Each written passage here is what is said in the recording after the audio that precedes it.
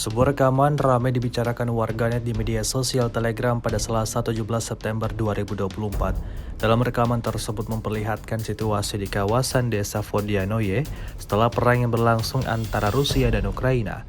Video amatir yang direkam langsung oleh pasukan penyerang dari Buryatia ini memperlihatkan bagaimana ia melewati jalan yang dipenuhi oleh mayat-mayat angkatan bersenjata Ukraina yang hancur di kawasan tersebut. Semua mayat tentara Ukraina berakhir dalam kondisi yang sangat mengenaskan, seperti yang terlihat dalam rekaman. Sampai saat ini, tidak diketahui pasti ada berapa jumlah korban jiwa dalam peristiwa ini. Video ini viral dan menuai beragam komentar dari warganet.